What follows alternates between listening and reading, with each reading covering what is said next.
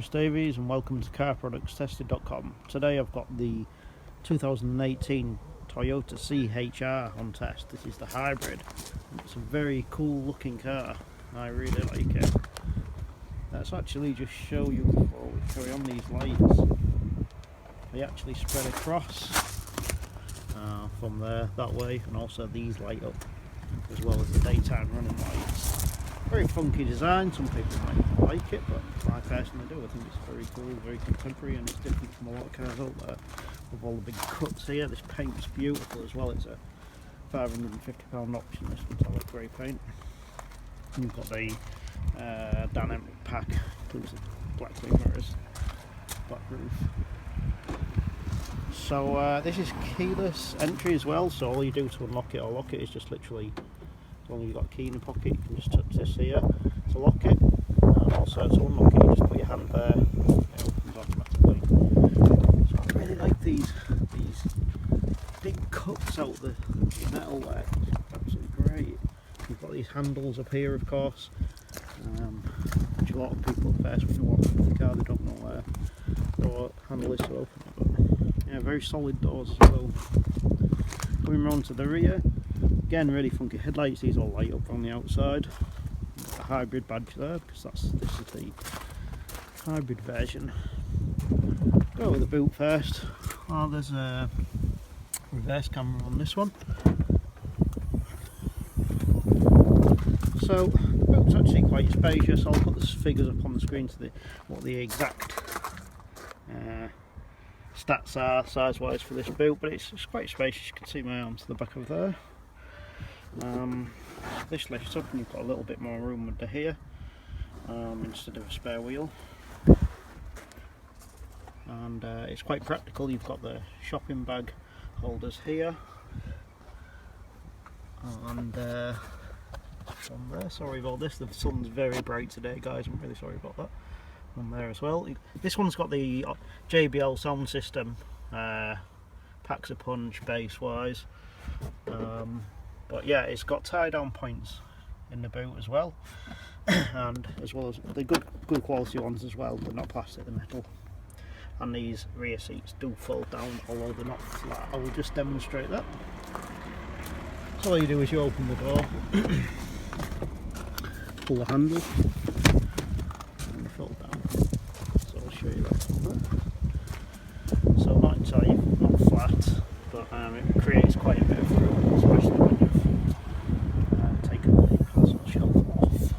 So that's the boot. Let's move on to the interior. Okay, so leather seats. This has had the upgraded leather seats on it as part of the option. They look fairly upright, but actually they're not, and it doesn't look like there's much leg room, but actually there is. So, really funky doors. You've got like this purple finish, plastic, but well thought out. It looks really cool design, and I've got a big cup holder in here as well. So I will just sit in the back here. As you can see, the side windows are quite narrow and quite high, but you don't feel particularly claustrophobic. The reason being is that your head sits around here as a passenger, so from the back anyway you're not noticing any difference. But also this car looks like it slopes down to the rear quite considerably, but actually you get a lot of headroom. This is a crossover. One of the features that I quite like is these funky cutouts here. I don't exactly know why they're there, maybe just for styling. And someone's got something on the roof there, I don't know what that is. But then you look at these big thick leather seats as well, and they're very comfortable. They look as comfortable, they are as comfortable as they look. And again, looking from the rear, you can see that awesome purple and the neon blue running around the outside, which is fantastic. I really like that. It looks like it's actually lit up, but it's not. It's just like a rubberized texture. I don't know how the heck they do that, but it's a great colour. So these rear seats, actually, they're at a really nice angle and they're actually very comfortable. You sit in them well, and because it's padded here in the middle and also at this side, you sit actually in the middle of the two seats, and also you've got a bit of support each side. So rather than, I know some cars, especially with no armrests, if they don't have that, if they're just flat on this side, you actually do tend to sort of slip to one side, and it can be quite uncomfortable after a while. There's no armrest on this, which is a bit of a shame. I don't know if there's an option. I will put that up on the screen, but I would personally opt for an armrest. But again, really nice thick area to rest your arm on it, nice shape, big cup holder, big handle, and these automatic windows up and down as well, which is a really good feature. So let's move to the front of the car now. Go through a driver perspective.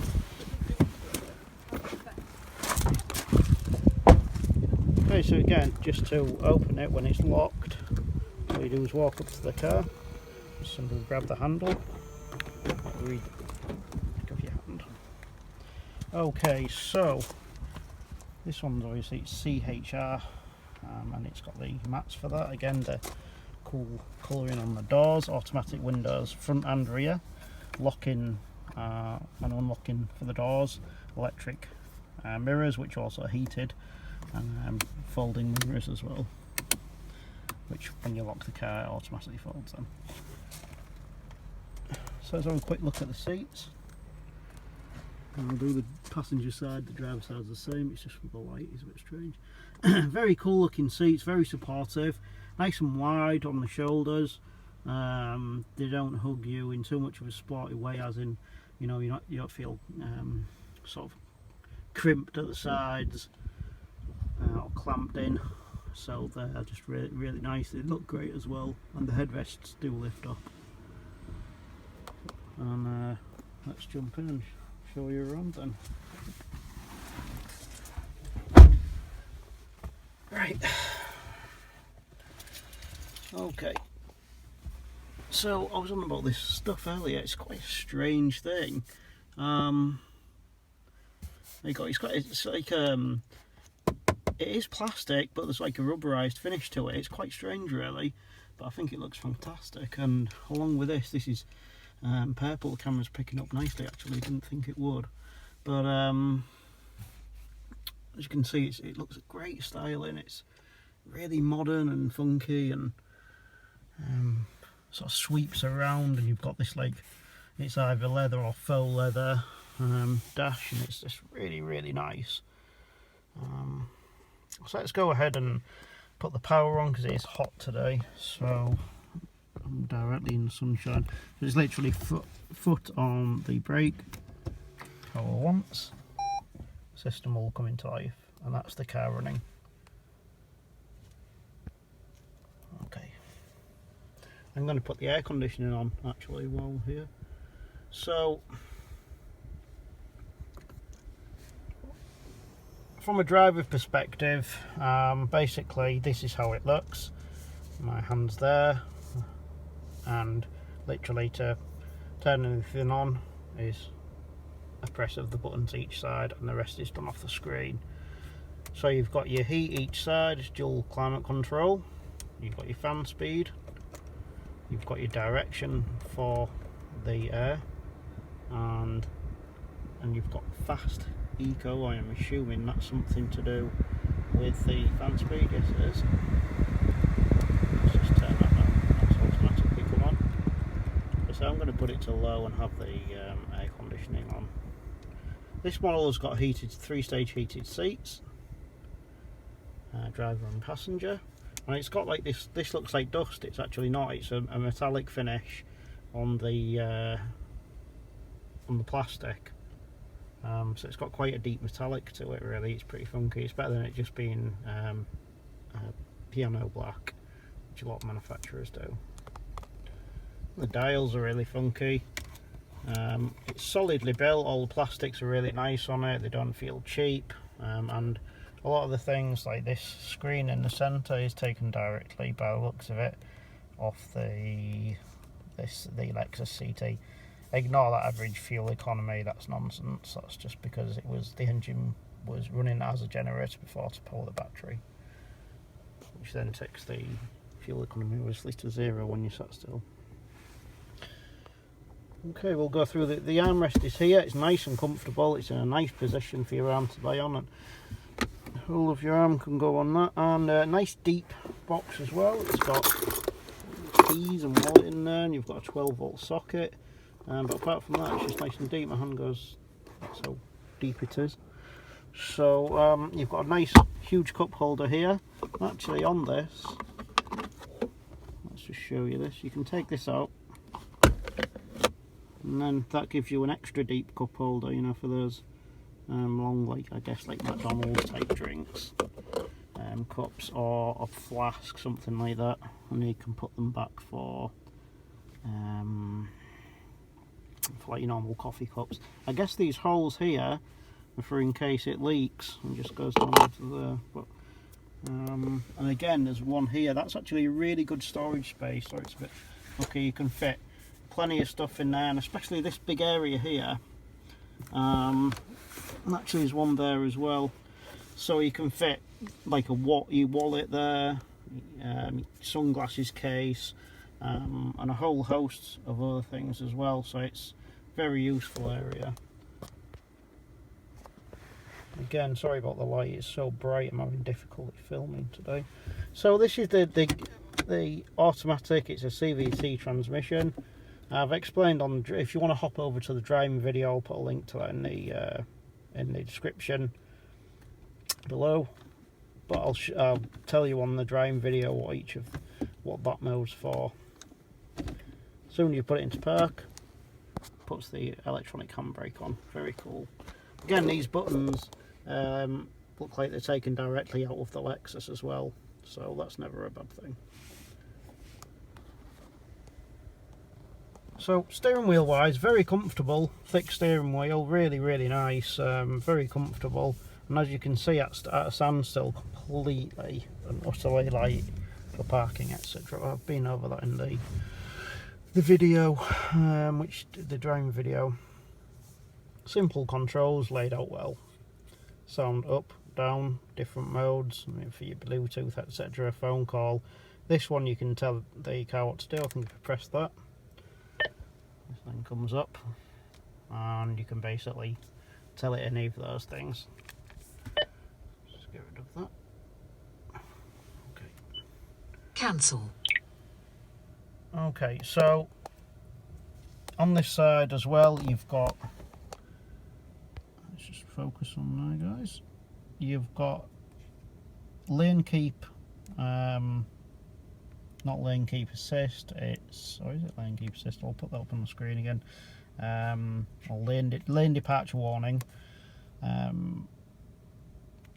one's for putting the maximum speed you want to go, so you don't go over it. These are for your adaptive cruise control, the radar to do different distances, and this is something that Lexus have been using for decades. But it works really well. Very simple, but it works excellently. This is just for the cruise control setting. Still using it, and fair enough, it works really well. Very simple dash layout. I really like it. This side, obviously, instead of rev count, because this is a hybrid, the needle drops down when you are recharging it, when you're decelerating or braking. Up to this point here, where eco is, that's your electric drive mode. Once you go beyond that into this, the engine then starts and helps the drive. And once you go into power mode, all the battery isn't then recharging, it's just all the power sent directly along with the engine into the front wheels, giving you maximum horsepower and torque. Very simple layout. That's all it needs. It's really nice, and at night it's nicely lit up. So again, yeah, you've got this. You've got a nice display here. It's really simple. I'm just using these buttons here to control that, and when you can click the center one to get to the things the menus you need. There's the engine just starting to be used as generator to charge the batteries a little bit. Actually, you can nice demonstration of that now. So you can see, because I've got the air conditioning on and I'm just sat here, it's the level of the battery had dropped. It hardly had any in when I stopped anyway.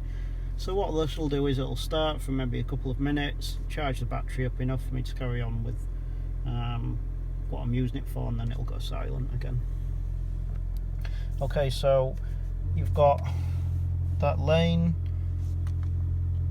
departure and steering assist. Oh, it is steering assist active. Wow, that's cool. So basically, when you go outside the lanes, that will help you steer back into the right lane. It'll warn you and it'll steer back in. That's a very cool feature. I really like that. And then something I did discover, which I had to go all the way through the menus before I realised this. It's not in a very good place. There's no button for it. I didn't even realise for a while it had different driving modes. So what you have to do is you have to click all the way across to the end here, and then your menu, you've got all of these. So you've got the lane keep assist, you've got what is that, pre-collision system on or off, and then your sensitivity for that. You've also got this is the blind spot monitoring. Very cool indeed. I really like that.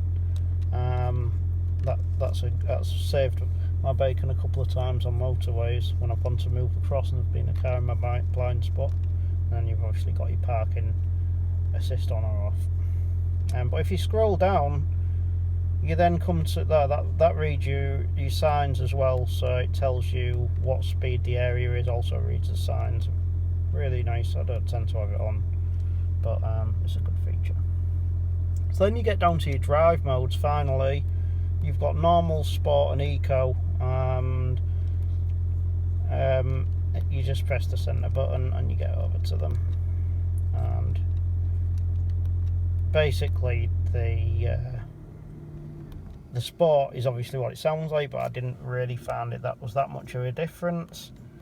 Normal's the one I've been using all week, and eco is actually probably the most beneficial if you're driving around town, because you get a lot softer feel to a lot smoother feel to the accelerator, and you don't tend to start using the engine as easily. Put that back into normal. Okay, and down into vehicle settings. Let's see what's there. You got your tyre pressure monitoring system, etc. on there. So I'll go through some of the options on screen. I love this display. It's really, really nice. You can see how slick the graphics are. Great. Nice big screen as well. This is obviously your trip, which tells you your average fuel economy for each one. You can update that. My last trip was 99.9 miles to the gallon, because I was on battery for the majority of the time.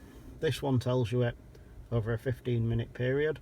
So you can see, that one's got 75 miles to the gallon, just below 75, and then over 100. So, and also shows you how much you would regenerate of your electricity. Very, very cool. I really like that. And then you've just got a whole host of options here. I don't even know what some of these are. You can customize the vehicle. Okay, you've got door lock settings, etc. Let's just see here. Yep. So that gives you an idea of what there is, but also you can connect your Bluetooth here. You can set up your map options on it, and the Toyota thing probably, I think that'll probably give you where the nearest service station is. Very, very nice. It responds well to your touch. There isn't any real hesitation when you press it, and you've got all of the DAB, Bluetooth, and then these apps. You can go online with this for that exact reason, and you've got a nice big sat nav as well, which I really like. Let's go back to the car display. yeah, so it's a nice system. The only thing that I don't like much is when you want to turn the sounder port down, like this, like so. It's just not as obviously quick as turning it down with a, you know, dial or whatever, or you can use these ones on here. But apart from that, I can't really complain. The system's actually really nice. The satellite navigation is really, really nice to use actually, and I can't complain about that at all. I tested that yesterday and it was just great. Sound system's a JBL, as you can see here. It's a good quality sound system, but my gripe is with it, it's way too bassy. And for some of the albums I've got, I've actually had to turn, where do you go for that? I think you go to your audio. If you have a look at this, I've had to turn the bass all the way down because it's that much bass pumping through the speakers on some of the albums I've got. I don't listen to any like really heavy music, but there's some of them have just, it's quite overwhelming even on the normal tracks, so I find it way too bassy, the system. Aside from that, I really like the car generally. My only other real gripe is that these are very scratchy plastic, but it's a Toyota and they'll probably last for a long time. But that cool like 3D effect is really, really nice, and I love the design of them. Overall, a good quality feeling car with stitched leather, you know, perforated leather here, and it feels good quality, nothing, no rattles or anything like that at all. It's just really, really solidly built car. So skip over to carproductstested.com for the full written review, which also has a load of images and a video of the driving, etc. And if you can subscribe to this YouTube channel, that would be great as well, guys. Thanks very much for watching.